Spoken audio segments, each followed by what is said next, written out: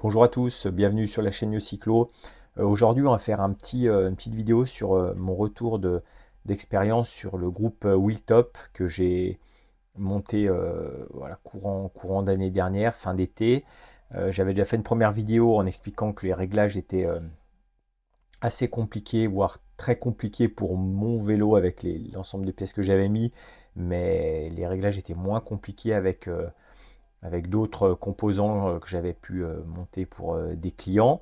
Voilà, aujourd'hui, je vais parler en ce qui concerne mon cas, puisque j'ai fait à peu près à la louche, on va dire 3000 km avec ce vélo. Je m'en suis pas servi l'hiver, hein. L'hiver ici, on fait du ski de fond ou un peu de gravel, donc j'ai pas touché le vélo. Je l'ai ressorti il y a quelques jours en route et on va découper la vidéo en trois parties. On va faire dérailleur arrière, dérailleur avant et levier ou freinage. Alors, en ce qui concerne le dérailleur arrière, j'avais dit précédemment que avec de nombreuses heures de réglage, j'avais réussi à obtenir quelque chose de correct. Donc, je rappelle, j'ai une cassette Riro. C'est une cassette que j'ai trouvée sur AliExpress qui fait moins de 200 grammes. Pas très cher. J'ai une chaîne KMC. Voilà pour les composants et un pédalier 6 brailles. Donc, au niveau du dérailleur arrière, ça passait, mais depuis que j'ai repris le vélo, j'ai fait quelques sorties et les vitesses avait du mal à monter, ça pinaillait un petit peu, donc j'ai rechargé le dérailleur arrière, il était à 10%, donc je me suis dit peut-être ça, j'ai rechargé le dérailleur arrière, ça pinaillait toujours, et puis est venu rapidement derrière de gros craquements très importants. Quand je roulais, alors il suffisait que j'arrête de pédaler, ça s'arrêtait, ça reprenait. Dur à dire si ça venait du pédalier, de l'arrière, voilà, je ne savais pas trop d'où venaient ces craquements, mais c'était quand même de pire en pire. Alors, j'ai essayé de régler les vitesses également, elles avaient toujours du mal à passer, c'est surtout que ça a beaucoup de mal à monter selon certains rapports, il faut parfois appuyer plusieurs fois sur le levier. Alors j'ai décidé, avec cause de l'ensemble de ces petits soucis, de changer la cassette. J'ai enlevé la Riro et j'ai mis une Durace 12 vitesses à la place. Et une fois monté la cassette, j'ai fait une remise à zéro pour le réglage des vitesses. Donc déjà, j'ai réglé le dérailleur en à peu près une trentaine de minutes, hein. J'ai repris tous les pignons un par un. C'était beaucoup plus vite qu'avec la Riro, où là j'avais mis des heures et des heures. Je ne les ai même pas compté, mais ça a été extrêmement long. En revenant de sortie, j'avais dû le refaire ça une dizaine de fois, si ce n'est plus. Là, j'ai mis une demi-heure. Ça me paraissait bien sur le pied. Je suis parti rouler. Donc déjà d'une, plus un seul bruit de craquement. Donc le problème venait bien de la cassette. Les vitesses passent en fait beaucoup mieux qu'avec la cassette Riro. Je trouvais que ça passait pas trop mal, mais en fait ça peut passer beaucoup mieux avec une cassette Shimano. C'est beaucoup plus fluide, il n'y a pas un craquement. Et surtout, j'ai pas besoin de retoucher. C'est-à-dire que le réglage que j'ai fait sur le pied d'atelier est bon et j'ai rien à refaire. Je peux continuer à rouler. Ça n'a pas pinaillé une seule fois. Toutes les vitesses passent nickel. Donc j'ai passé quand même beaucoup moins de temps à régler avec une cassette Shimano. Ça concorde parfaitement avec ce que je disais auparavant, c'est-à-dire que depuis, je crois que j'en ai monté 7 de groupe Wheeltop, le mien inclus, et les 6 autres que j'ai montés, c'était cassette Shimano systématiquement, chaîne Shimano, chaîne KMC, pédalier Seabraille ou pédalier Shimano, ça a toujours été impeccable. Je mets à peu près ça à 30 minutes, 45 minutes, et aucun client ne m'a recontacté ou est passé au magasin pour régler quoi que ce soit. Ils sont tous ravis, tout va bien, il n'y a aucun problème. Donc avec ces composants voilà, Shimano, ça fonctionne plutôt bien. Avec SRAM, cassette SRAM ou Campa, je ne sais pas, j'en ai pas monté. Je ne sais pas ce que ça donne, c'est possible, mais à voir. Pour information, voilà, la cassette Riro que j'avais, c'était ça. Hein, c'est une Riro, voilà, c'est une cassette monobloc, hein, tout reste ensemble.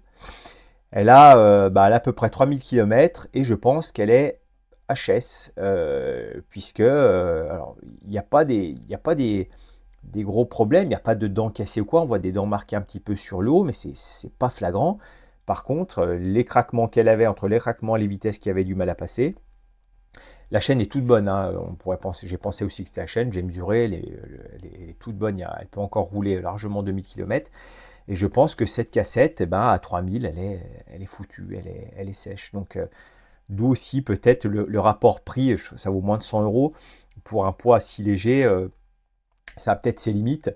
Vous avez la chaîne Luc, c'est 13 vélos, c'est un Anglais qui fait également, qui teste plein de pièces sur AliExpress, qui a eu le même ressenti. Je crois que c'est une Riro aussi, et au bout voilà, de moins de 5000, sa cassette était également foutue. Alors il y a aussi les cassettes ZTTO qui sont sorties, qui sont encore plus légères.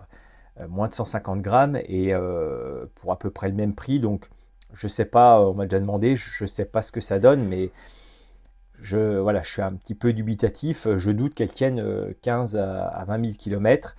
Si celle-ci, déjà, voilà, au bout de 3000 est foutue. Et en plus, le problème, c'est qu'avec ces transmissions électriques, ça a besoin de précision. Donc, autant sur mon Gravel, j'ai une cassette Sensa, que j'ai pas payé cher, mais pas une ultra light, une cassette normale. J'ai fait moins de kilomètres, je dois avoir à peu près 2000 km, mais en mécanique, ça demande moins de précision, ça gratte pas, ça va bien. Après, pour des groupes électriques, je ne sais pas si vous montez une Riro sur un groupe Shimano complet, ce que ça donnera, est-ce que ça tiendra plus longtemps.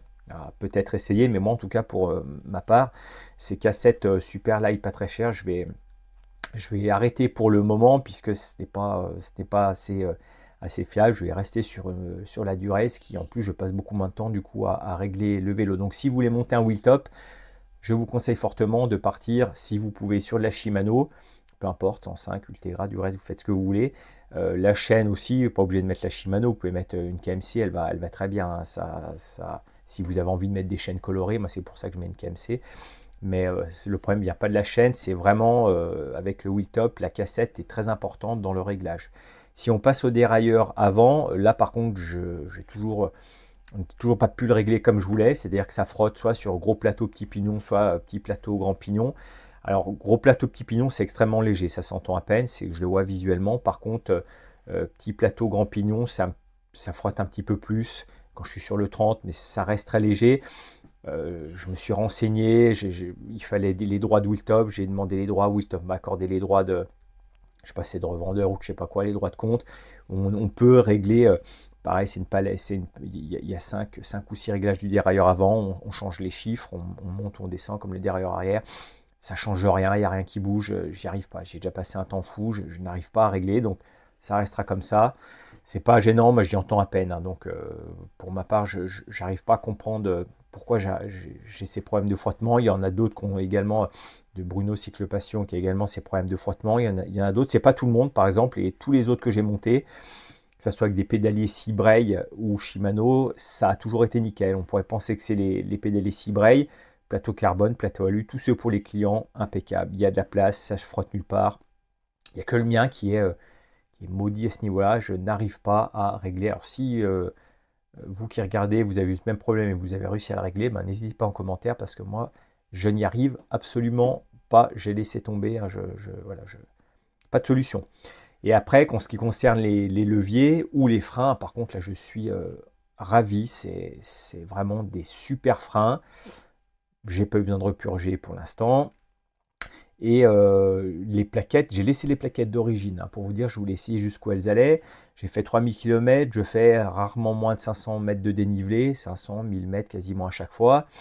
Donc en 3000 km, voilà, vous voyez le dénivelé un petit peu que j'ai pu faire. Les plaquettes sont usées à peine à la moitié. Donc je peux encore en faire. Je pense qu'avec les plaquettes, on tire largement à 6000 km avec du fort dénivelé. Ça siffle quasiment jamais, ça peut m'arriver des fois, je rentre, je mets un petit coup de nettoyant frein, c'est reparti, ça freine super bien, il n'y a pas de bulle d'air, il y a... Non, vraiment, le freinage, moi, en tout cas, en ce qui me concerne, j'en suis ravi. Ceux que j'ai montés également, tous les clients sont ravis. Peut-être avoir un meilleur freinage avec d'autres plaquettes de marque, je ne sais pas, j'ai pas encore essayé. Mais les plaquettes d'origine, pour moi, me suffisent largement pour faire, en tout cas, tous les cols qu'on a aux alentours en Haute-Savoie. C'est très très bon, ça freine, il y a très peu de garde, vous appuyez, il n'y a pas besoin d'aller chercher loin le levier. C'est vraiment du super freinage. La purge est compliquée à faire à cause de ce plastique là à tirer, mais une fois que c'est fait, on n'y retouche pas, on n'y retouche pas toutes les 2 semaines. Hein. Ça a l'air en tout cas de tenir un moment. Il y a également une dernière chose à laquelle je suis très satisfait, c'est l'autonomie des batteries, puisque voilà, en 3000 km, j'ai rechargé 2 fois le dérailleur arrière et simplement une fois le dérailleur avant. Donc, vous voyez, comparé à SRAM, on a à peu près 1000 km d'autonomie, ou même le 12 vitesses chez Shimano, 1500 max. Là, chez Wheeltop, ben, il y a le dérailleur avant, je viens de le recharger. Hein, donc, il a quasiment fait 3000 km de batterie avec le dérailleur avant, et à l'arrière, avec l'arrière, vous faites sans problème. Ouais, ben, 1500, je l'ai rechargé au bout de 1500 et là je l'ai rechargé avant de recommencer l'année. Donc voilà, ça fait à peu près ça. J'ai aucun problème de batterie. L'autonomie est très très bonne. L'application a bien évolué, même si les traductions sont assez moyennes encore. On peut faire plus de choses. J'arrive bien à connecter le vélo. Il est tout de suite reconnu, donc pas de souci non plus à ce niveau-là. Et pas de souci non plus pour tous les vélos clients que j'ai montés. J'en ai encore 2 à faire ces prochaines semaines. On va voir si ça se passe toujours aussi bien. Mais dans l'ensemble, si on met la bonne combinaison cassette, chaîne avec ce groupe, bah, ça a l'air en tout cas de bien fonctionner. Il y en a toujours qui auront des problèmes, malheureusement, ça c'est comme ça. Mais moi, globalement, en tout cas même globalement, enfin pas globalement, je n'ai plus aucun problème. Une fois qu'on a mis une cassette Shimano, ça fonctionne très bien. Écoutez, je vous laisse là pour le groupe Wiltom. Je vais continuer à rouler avec. En tout cas, je ne compte pas le démonter. J'en suis super, super ravi maintenant avec ces problèmes de craquement réglés. En commentaire, si vous avez monté des wheeltop, allez-y, commentez. N'hésitez pas, donnez-moi votre expérience, que je voie un petit peu si ça recroise ce que je dis. Et puis, je vous dis à une prochaine dans une autre vidéo qui sera au magasin. J'ai fini ma saison d'hiver, donc je vais retourner à plein temps au magasin. On va changer de décor la prochaine fois. Bonne journée, salut!